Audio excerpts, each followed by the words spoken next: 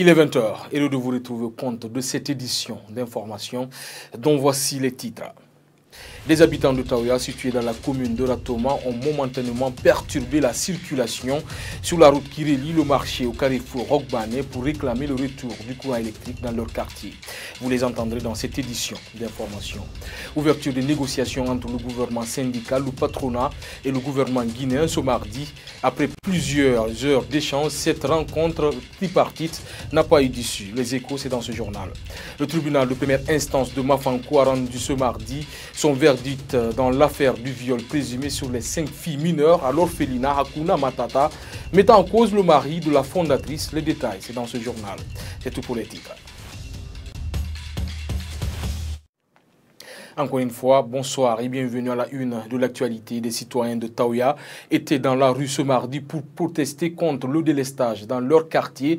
Ils ont momentanément perturbé la circulation sur la route qui relie le marché au carrefour Rogbane dans la commune de Ratoma. D'après les protestateurs, ils sont dans ce manque d'électricité il y a des jours de cela.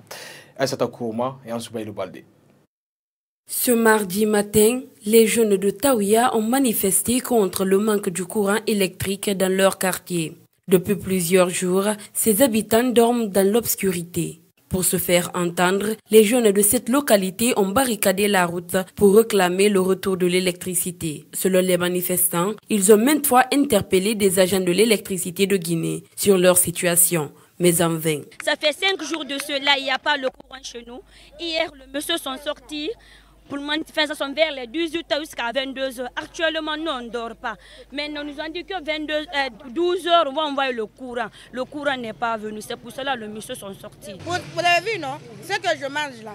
Tout le quartier de Taouya là souffre ici à cause du courant. Ça nous fait maintenant 4 jours.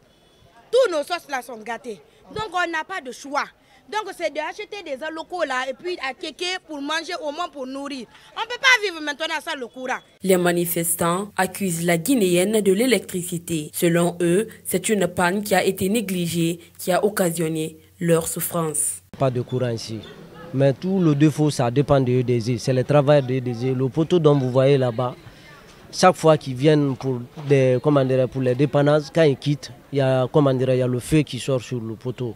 Vous voyez maintenant, mais à chaque fois qu'on les appelle pour les expliquer le problème, on ne trouve pas de solution à ça. Les EDG venus hier nuit, ils sont dit qu'ils vont revenir aujourd'hui d'ici 10 heures. C'est eux qui nous donnaient le programme. Mais aujourd'hui, on ne s'est pas vu. On attend, les enfants attendent jusqu'à 11h, 12h. On a pris le 13h.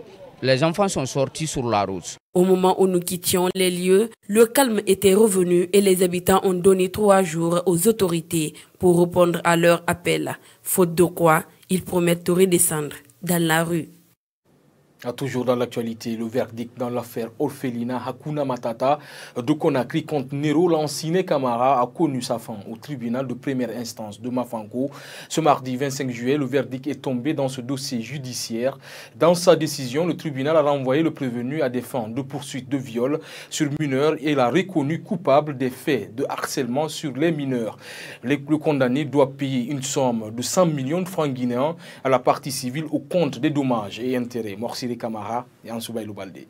Dans son verdict, le tribunal a acquitté le prévenu sur les faits de viol pour lesquels le prévenu a été traduit en justice. Mais il a été reconnu coupable de harcèlement sexuel sur 4 des 5 filles citées dans la plainte. Pour la répression, le prévenu Nero Lansine Camara est condamné à 2 ans de prison ferme, dont 8 mois assortis de sursis. Une décision qui a partiellement réjoui Maître Sidiki Berete, avocat de l'accusé. On est satisfait rien que le viol ait été enlevé, parce qu'il a été accusé de viol.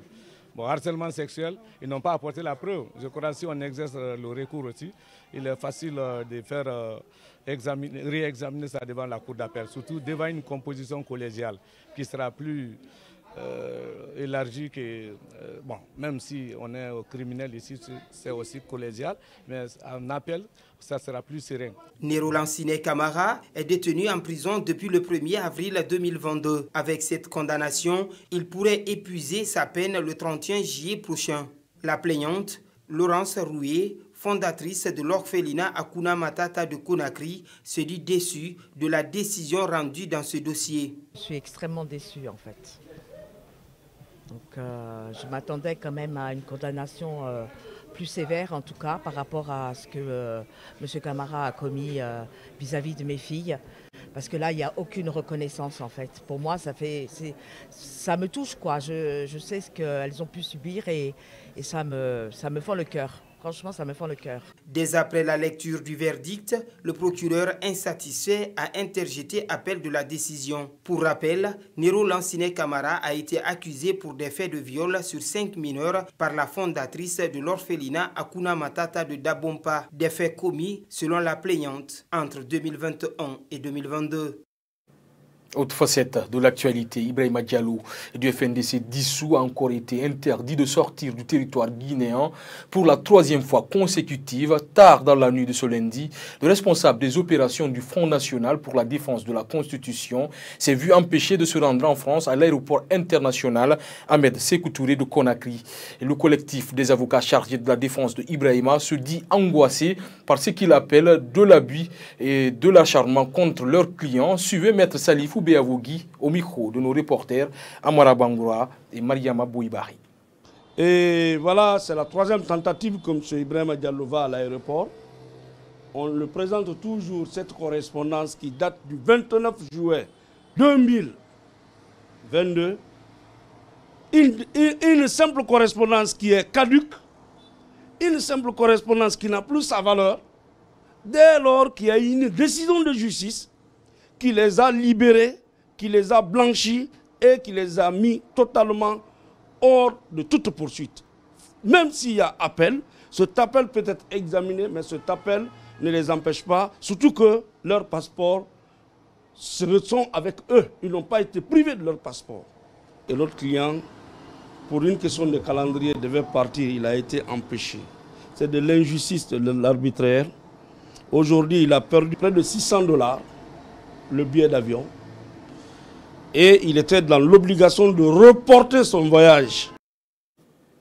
Je le disais en titre, ouverture ce mardi des négociations entre le mouvement syndical, le patronat et le gouvernement guinéen. Après plusieurs heures d'échanges, cette rencontre tripartite n'a pas eu d'issue. Elle a d'ailleurs été reportée pour le vendredi prochain. Les raisons de ce report, c'est avec Néné Moubalde. C'est une rencontre qui était très attendue par le mouvement syndical. Cette organisation réclame depuis quelques mois l'engagement de tous les enseignants contractuels et les agents de la santé à la fonction publique, l'application intégrale du nouveau point d'indice 977 à tous les pensionnés de la fonction publique, la baisse du coût de la carte grise, des engins roulants de toutes catégories et du permis de conduire. Les débats ont duré pendant plus de 3 heures, mais sans consensus. En fait, on n'a pas entamé les discussions proprement dites parce qu'il y avait des préalables autour desquels on devrait s'accorder. Donc, en somme, nous avons jugé opportun, avec leurs propositions, de reporter les négociations pour le vendredi, à 10 h au même lieu. Nous sommes très optimistes pour avoir, n'est-ce pas, eu les négociations précédentes des acquis, mais qui n'ont pas été tout à fait satisfaisantes. Donc nous allons commencer par les préalables et je pense que toutes les parties prenantes vont converger dans le même sens pour que les acquis là soient obtenus. Ceux qui n'ont pas été faits en 2022 le seront en 2023 par la grâce de Dieu. Le mouvement syndical espère que lors de la prochaine rencontre prévue pour vendredi, toutes les revendications seront prises en compte par le gouvernement. À défaut, il menace d'entamer un mouvement de grève dans tout le pays. Le collectif des habitants et usagers des quartiers riverains de la route Le Prince, Hamdallah Kagbele, pour la paix et la solidarité, était face à la presse ce mardi pour parler de la souffrance à laquelle sont confrontés les citoyens de cette zone. Une souffrance liée aux violences occasionnées par les manifestations ces 10 dernières années. Reportage Mamadou Tanouba. Ce sont des pères et mères de famille excédés par les violences meurtrières sur l'axe Le Prince qui ont décidé de se mettre ensemble pour combattre ce mal profond. Un mal qui a endeuillé plusieurs familles sur la zone Hamdallah Kagbele, comme le souligne son président Elhaj Amara Diop. Ce que nous avons vécu pendant une décennie ou plus d'une décennie, franchement, nous souffrons. Nos maisons sont détruites. Les tôles, ça ne finit pas. Nous sommes victimes de tout. Des gaz lacrymogènes dans nos concessions. Des enfants tués, blessés. Imaginez pendant 10 ans, plus de 10 ans. Franchement, c'est le comble. Donc voilà ce qu'il faut dire, ce qui nous a poussé, il faut dire, à sortir du silence pour venir exposer à la place publique notre intention pour la paix. Si d'aucuns pensent que ce collectif est un outil des autorités de la transition pour maîtriser les manifestations sur l'axe Le Prince, Elhadji Amara Diop estime tout le contraire. Si quelqu'un doit me manipuler, c'est pour que j'ai la paix. Pour que les habitants de l'axe aient la paix. Dans le cas contraire, non. Tu ne peux plus me manipuler pour qu'il y ait la violence sur l'axe. Je ne suis pas pour ça aujourd'hui. Je suis pour la paix. Pour la paix. Je suis prêt à échanger avec n'importe qui. On a commencé par les coalitions des partis politiques que nous avons vus sur le terrain, que nous avons vus appeler. C'est par eux que nous avons commencé. Ensuite, nous sommes venus au service déconcentré de la commune. Police, gendarmerie, tout le monde. L'axe Le Prince est le théâtre de violents affrontements depuis 2010 à nos jours.